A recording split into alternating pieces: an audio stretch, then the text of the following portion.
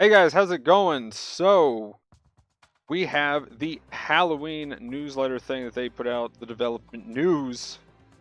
And yeah, we're gonna go through it and talk about it. But why are we doing it today? Because tomorrow night is the actual update. So, yeah, why am I doing it today? Well, it has something to do with a couple of extra things in these that sometimes don't make it into the final patch notes. The interesting thing, and one of the things I'm going to be talking about too, is we have an English translation the same day.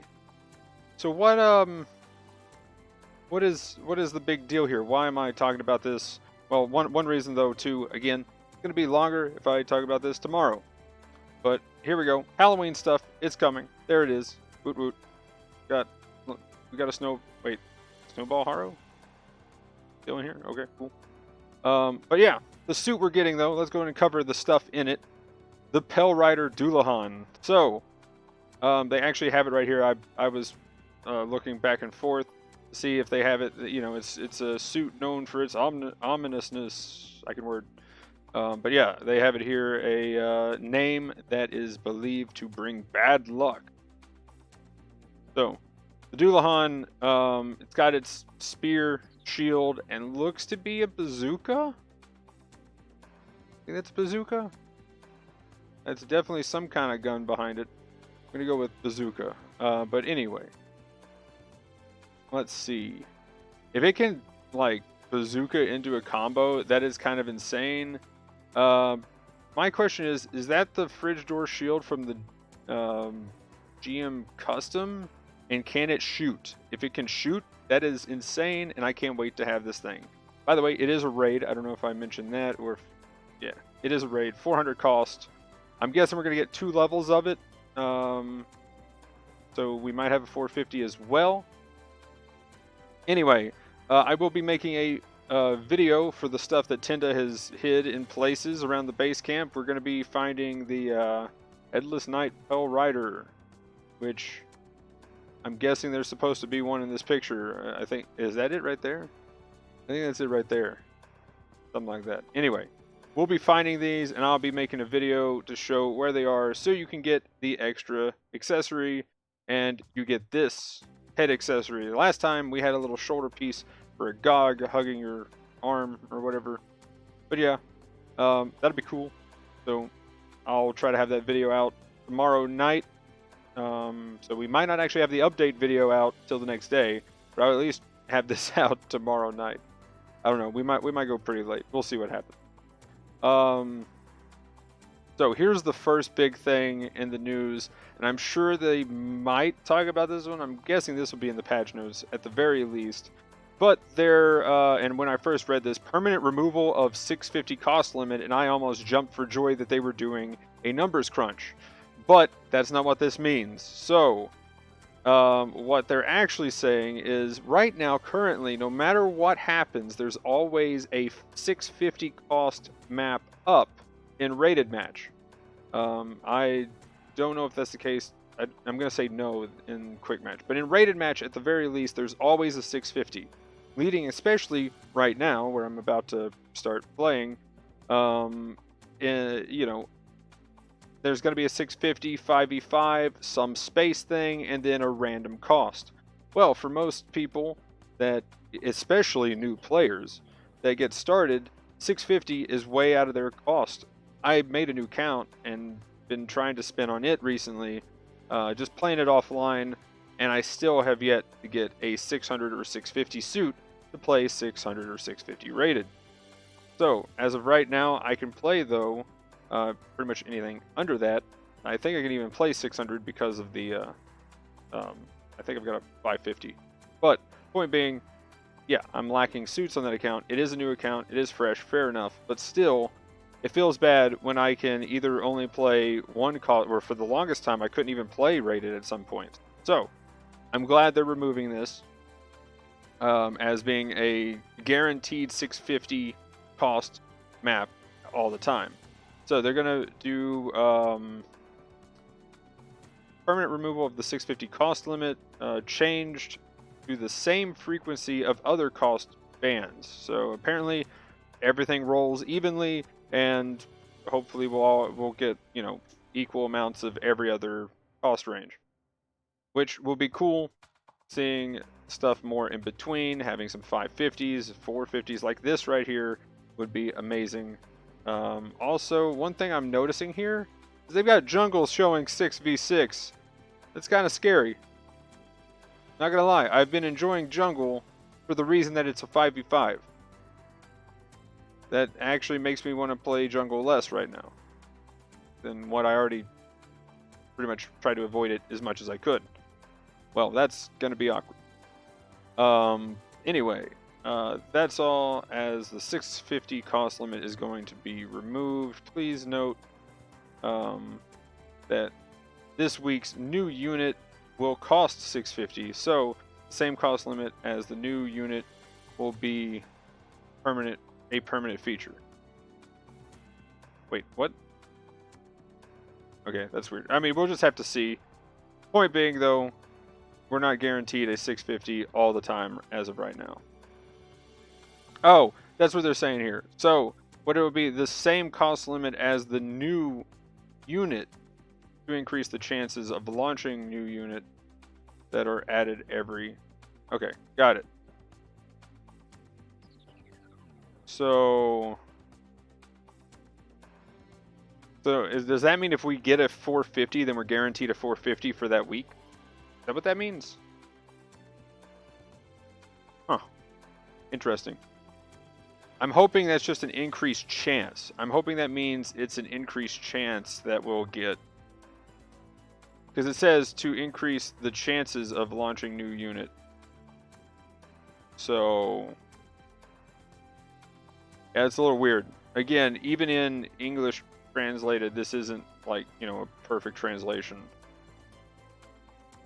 Okay, well that's a little awkward. I'm glad we are looking at this now, because otherwise tomorrow's video would probably be a lot longer. Now, here we go. Improve the benefits. This will probably come up tomorrow, so I won't cover this too much right now. But essentially, it's increased to +4, more than 50 consecutive returns from just the +3 of getting the little tiny bit of enhancement bonus. Continuous return bonus after update. If the enhancement value of the sortie is maxed out, the enhancement value of one of the units stored in the enhancement facility is increased.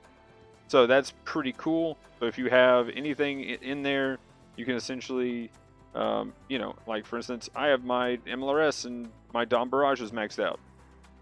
Well, if I play those, then anything stored in the enhancement facility currently will then get the benefits of whatever I have, you know, or whatever I'm playing. So if I'm getting +4 and it's maxed out, then I get +4 to something in the hangar bay, which is really awesome. Notes on that. PS4 on PS5, or sorry, GBO2 from PS4's, you know, going to PS5. It will be available there, and they're comparing it to doing an upgrade from, like, say, the PS4 to the PS4 Pro. On a side note, I have the Day 1 PS4, and it's still working pretty well, though I would love to see the increase gap from the PS4 to the PS5. That would be kind of funny. So we'll see what happens there. Now, here we go. The last big thing, and the reason why I kind of wanted to make this video and talk about it for the next couple of minutes, is the closing words here. Comparing the number of mid-match withdrawals and rated matches before and after implementation, with the new penalty stuff, the number of mid-match withdrawals has decreased by about 23%, but the number of disruptive behavior other than mid-match withdrawals has not yet decreased. In order to make it even more important for normal players to be able to play comfortably, we are considering giving priority to the development of a new feature that allows players to report annoying behavior from within the game. We still need more time for this one, but we hope it will be ready soon. So, this is the big thing, and I am going to ask the question for anybody watching. In the comments below, let me know what you think about them adding a report system. And the reason why I pointed out that we've got one out for the English translation of this already is I think it's because of this. Because normally we have everything a day late, even a week late sometimes. So if they do come out with the report system, they're going to have to allow and make room for, as far as, you know, somebody working on it that has the ability to, you know, read multiple languages here, because any report system like that, that's one of the problems with it. So, is, you know, reports that everybody does, which, however they do it, is going to be crazy. So they're probably going to have some automated messages that you pick from, and that's how you report somebody, which is a little weird, meaning a couple of things here actually that I think is kind of interesting, but I'm, you know, just going crazy out on limb speculation.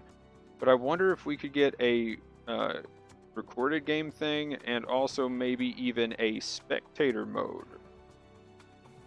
That would be kind of cool. Now, of course, that's going, you know, way out there with what they could do with this. But depending on how they're checking the what the player's doing. So, you know, if they're attacking friendlies, or if they're, you know, AFKing, or if they're, you know, how are they going to track this data? Now, they do have a lot of things that are tracked and stored on everybody's account, but I'd really be curious to know how they're actually going to do this, and, you know, what other extra tech they could, you know, develop for the game by doing this. So I think there's some cool, interesting ideas that can come from this, really, is kind of my outlook on it. As far as the actual reporting aspect, again, I'm concerned that it's just not going to do enough, and there's going to be people that are just reporting people nonstop, and everybody's going to be mad at everybody. I mean, with the amount of hate mail that I get for no reason at all, right? And the other thing is, you know, like, I'm invisible sometimes. Now, this hasn't happened in a long, long time, but if that invisible bug happens, I've got a highlight on my Twitch where I was like, what in the world's going on? There's this guy just ignoring me here. And then I realized I was invisible. So, you know, what are they going to do with that? I don't know. We'll have to see. It'll be interesting. I just hope it doesn't lead to more awkward penalties or even bans, because at this point, the penalty system, there's been a ton of screenshots where the game has exploded at the end of the game, and it's not even that somebody's leaving, it's that the connection errors and they're getting a caution or even a penalty. We talked about this on the last episode of the podcast, and we're probably going to be talking about penalties more in the future, especially with stuff like this. I'm just wondering if they might be going a little too far, and if they're going to develop something like this, which could end up having new, you know, like code entirely that would be addition to the game, couldn't they just give out the losses that everybody needs? And yeah, I'm just saying, the amount of resources they're putting to add all this extra stuff, they could probably just give out the loss, which would have just got rid of people leaving in the first place. And then they would have to take care of this, which would just be the normal report system. I'm just saying. So, yeah. But anyway, guys, again, let me know what you think in the comments below, and what you think they can do, what their options are, and, like, how is this going to affect us as players. But anyway, guys, usual links in the description below. I'll be doing the update video again tomorrow night or Thursday morning. That's Thursday Eastern morning, Eastern time. Yeah. Also that video for the stuff to find the cosmetic thing. We'll find the headless Hell Riders. Yeah.